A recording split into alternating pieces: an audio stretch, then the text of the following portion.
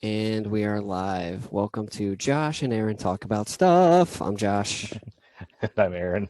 You should know us by now if you're paying Yeah, attention. right. So we're going to continue on our discussion of 80s hair metal. But before we do that, in a few weeks, we're going to have a special episode related to a few bands that were got their start in the 80s and then really blossomed in the 90s. And they set themselves apart because they were so different. And that was Red Hot Chili Peppers, Beastie Boys, Yeah.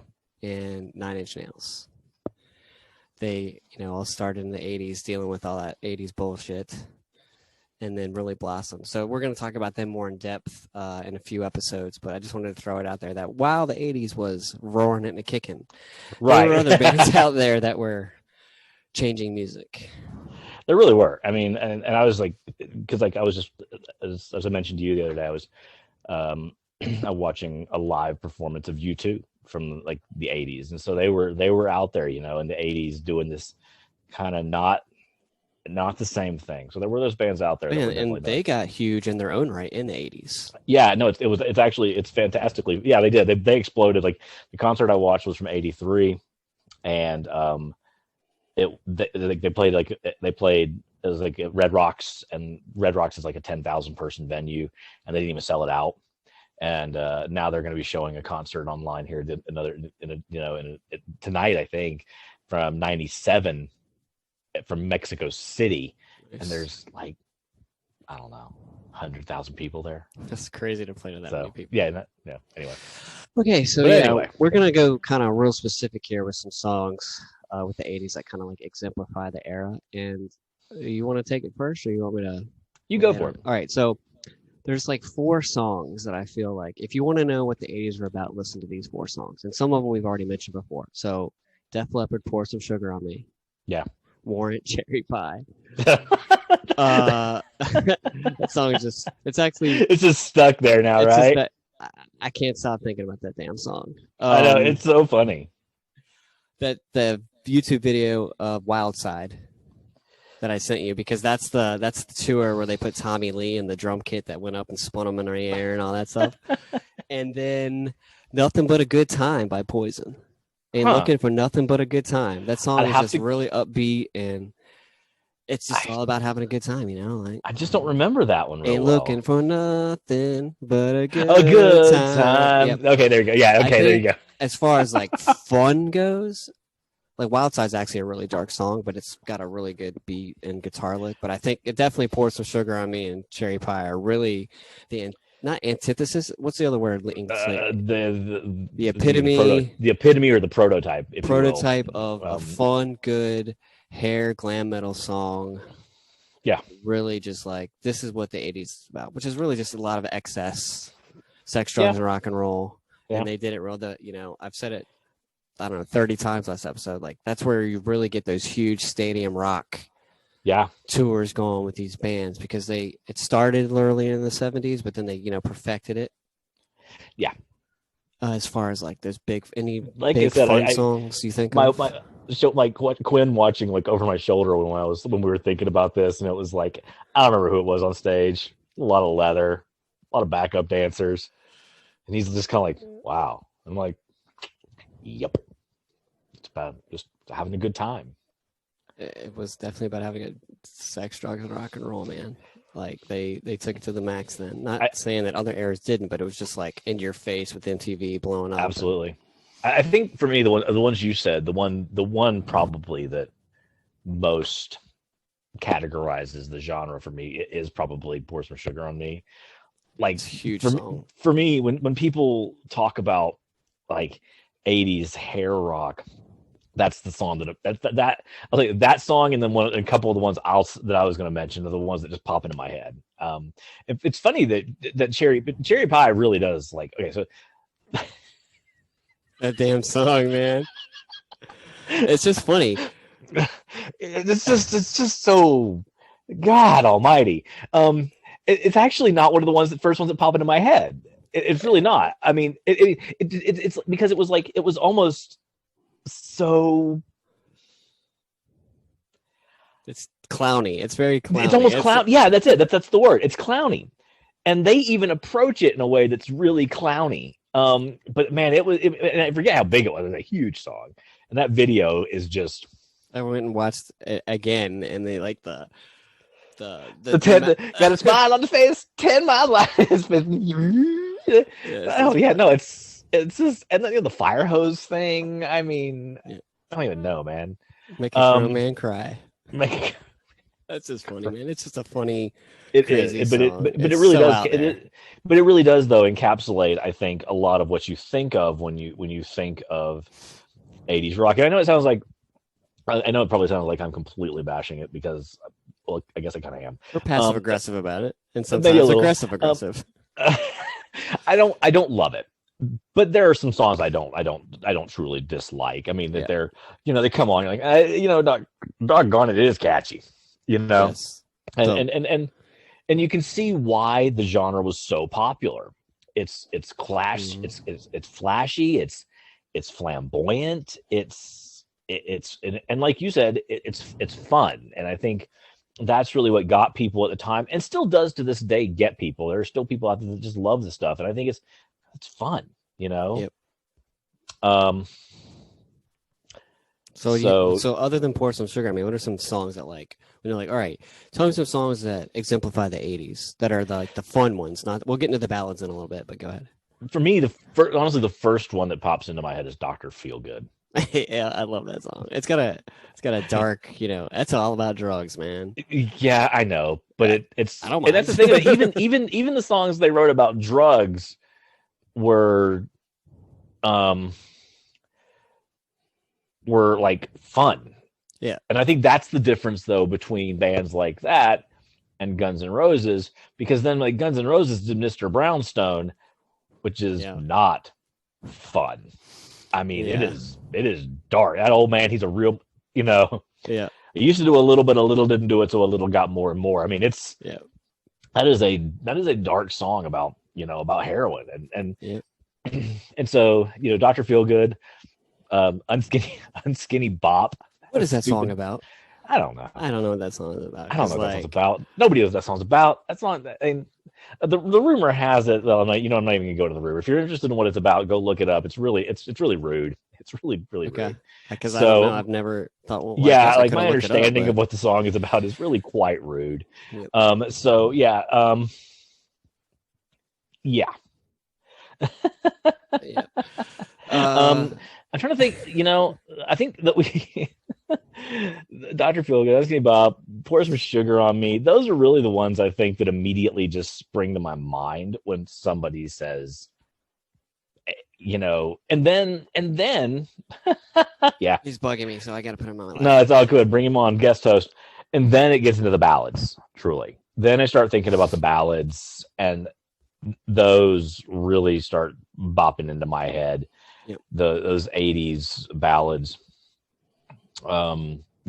Songs like, the ultimate 80s ballad. 100%. Every rose does indeed have its thorn. Like, everybody knows that song. Yeah, that was Poison's only #1 hit. Really? It's hard to get to the #1 spot, but it really is. Yeah, that song. That was why it's such a big deal when Smells Like Teen Spirit reached that spot and knocked Michael Jackson off that spot. Ooh, that's a crazy day. Yeah. So I whole other topic of conversation. Yeah, I went back and I listened to Every Rose Has Its Thorn, and that's like a song that's like the darker side of love. I mean, it's a heartbreak. It is. That one's another one. I read the thing that it's about. It's like it's about his girl was having an affair, but he was having an affair too, and they were both having an affair, and it's just like, yeah. Go ahead. It's like he's listened to our favorite song on the radio and cuts you like a knife. It's just like it's like the darker side of love. It is. It's still the darker side of love. It's still it's probably that's probably the most famous 80s song of that era, I would think. You're probably. I would say more people know that song even than like Pour Some Sugar on Me, but they're very close. I would agree with you though. That's like everyone knows that song and everybody covers that song and I think it's because it's a ballad. Yeah, that's the thing of it. Those 80s hair ballads, they just they were real cross genre. Like, Mhm. okay, so you don't like our hard glammy stuff. That's okay. Listen to this. Now we're gonna do something soft. Yep. Now we're gonna be emotional. I do appreciate that, like, Brett Michaels actually wrote that song, or at least Yeah. Poison did. It wasn't like given to them from, Well, you know, most of those bands, I think, wrote yep. most of their music. I mean, they were musicians. I mean, Mhm. you know, you cut through the 7 layers of foundation, and Man, makeup companies right, got seriously, rich. they got you're like, oh my god, yeah, you cut through all the foundation and the hairspray, and I mean, they Right. really were talented guys. I think at the heart of it. Yep. But I guess I would call it another one of Poison's ballads, which I like the song better, is Something to Believe in. Yeah. Because that's like, it's got, I think, a really good, I don't know if it's a message, but he's talking about, you know, basically fake preachers preaching bullshit. But then, you know, they got poor people on the street. Yeah. And then in one of the verses, he's talking about his best friend that killed himself in a hotel room. And give me something to believe in, man. There's so Sure. much hard stuff out there. And I think that's a really good song. Yeah, and I think maybe, and I do think sometimes the talent and the musicianship of the bands does get lost behind some of the show. You know, Yeah. some of the glam, some of the show, some of the vocals, which all sound very similar. You know, to a degree. Yep. So, and then you know you kind of got we pushed into the late '90s, and they were still kind of going, and there were these bands we talked about the other day that like they started to kind of like show up right at the end, like we're gonna be part of this too. We want to do it too. And Extreme, I Firehouse. hate that song. I hate that Extreme song. But so many people like it. I don't How- like it. the at damn all. Yankees. Super group with Tommy Shaw from Styx and Ted Nugent. The damn Yankees. The damn Yankees. I remember the early night. Obviously, there were some holdovers in the early '90s of going to Yeah. the '80s before they all died. They're horrible. They're but like Timely death. they're Ozzy Osbourne. Mama, I'm coming home. This is kind of a cool song, but that's like his ballady. I guess I'll never think of Ozzy as being, you know, glam. Ozzy's a hard rock. Well, more in the know. power ballad. Oh yeah, sure. You know, more. I mean, power ballad could probably cover more than just glam, but that was a Sure power enough. ballad. You know, but Oh, absolutely. I mean, you want Patience by Guns N' Roses, which fits very nicely into that niche of the power ballad. yeah, but it's such a better song than I might not. I mean, it's just personal taste, I guess. I mean, Every Rose Has Its Thorn is like the gold standard, Mhm. but Patience is the, you know, Guns N' Roses version. I mean, that's a good song. It's a great song. From the mean, whistle to the and then the ending where he's like doing his yeah. classic voice. So, like, actually, streets tonight. yeah, when I heard that song for like the first time, and I'm like, who is this band? And they're like, that's Guns N' Roses. I'm like, but that's not Axl Rose. He doesn't sing like that. And it breaks Like, he at has the a end. really good voice when he Axl- sings like that, you know? Axl has a great voice. Yeah. When he just kind of sings in a standard, normal, melodic fashion. Yep. Oh, I guess going back to a song that typifies the 80s, I think everyone would know Here I Go Again Here I go again. by Whitesnake. I mean, that's the only song I know, but that's, you know, being a man and going your, you know, doing your own thing and, you know, what I don't even really know what the song's about, but Walking everyone down knows. the only road I've ever known. Oh God, these bands, and Like they a all drifter, had I like was made to walk alone. they had See, like they're the- stuck. I mean, yeah, they had like the stubble going and the longer hair and the chest hair showing, yeah, and, sure, the, sure. and the leather pants. But I guess it's a testament to the thing that here we are in the year 2021 talking about these bands, and I can Yeah. still remember lyrics to 3/4 of the songs that we're bringing up. Yep. So I mean, like it or not, I mean they were influential. They were important. I guess the evolution of music. But absolutely, power ballad. You talked about it last episode. Was I Remember You by Skid Row? That was a huge song. Yeah. That was a huge song. I don't really know any other song by Skid Row, but I No. do know that one. You know. yeah, exactly. Some of these bands, they are like that. It's like you know the one song. They had a song. They had a song. Yeah, And that's all it you need, was- really. Right? Seriously, that's all you need, right? So I guess like Hysteria and Love Bites by Def Leppard. Those were their ballad Def Leppard had a songs. few songs. They had a few. Pour Some Sugar on Me is definitely the one that I remember. I mean, they had multiple albums that went diamond. Absolutely. So yeah, I mean, they were huge. Yeah. I still remember the video with the kid, the cartoon video, but I can't remember. What was that one? I can't remember. I'll have to look it up after we're done. I had this video, and this is like this cartoon kid.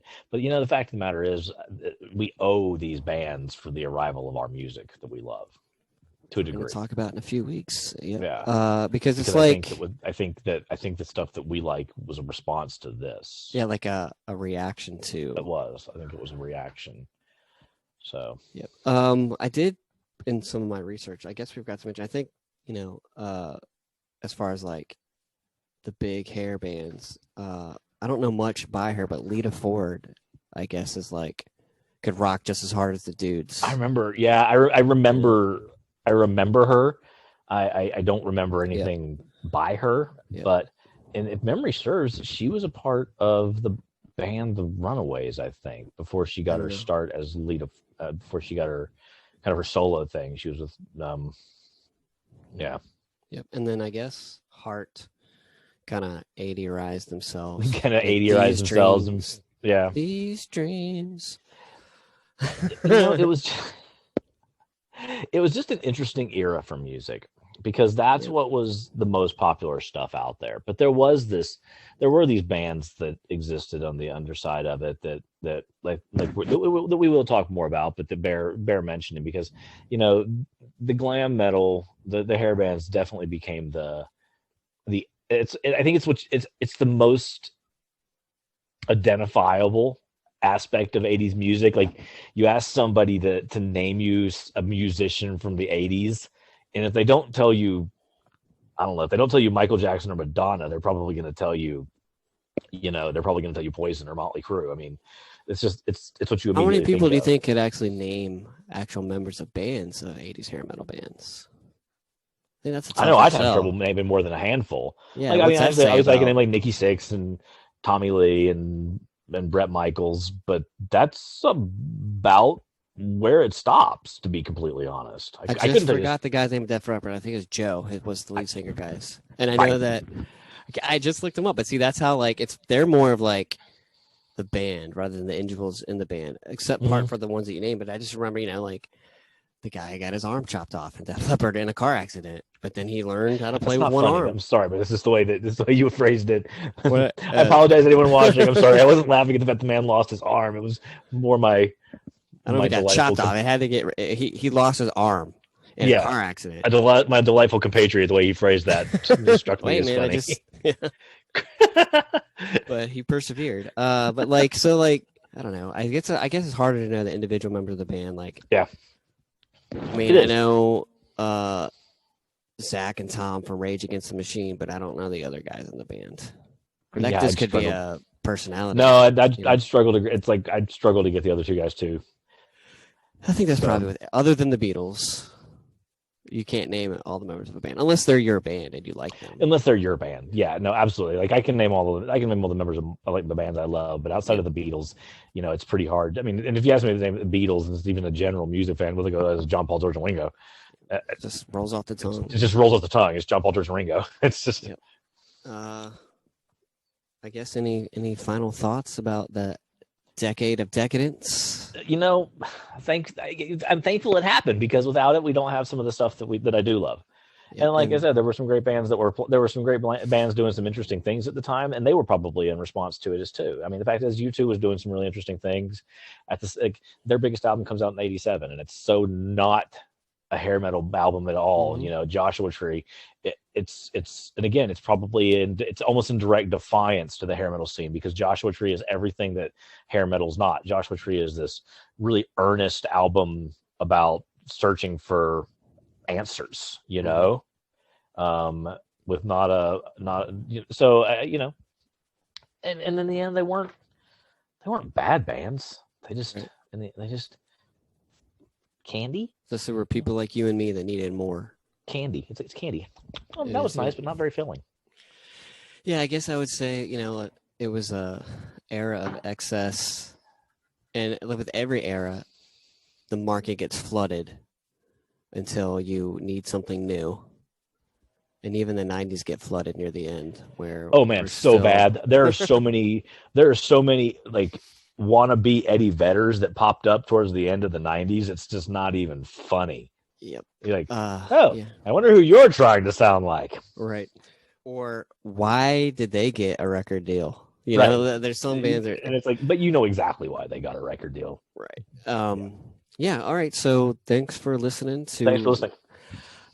Next week, we're actually going to be sticking sort of with the 80s, where we're going to be discussing like the female pop stars of that era and how they made their mark on music and Nice. future artists. Basically Madonna to Taylor Swift. There you go. With Whitney Houston, Paul Paula Abdul, and other, Dane. Mariah Carey, the Mariah big Carey. ones, and how they Sure. brought it to today. So subscribe to the channel, share it around, watch the videos, leave comments, all that good stuff. Follow us on Twitter, and we'll see you guys next week. Take it easy. Bye.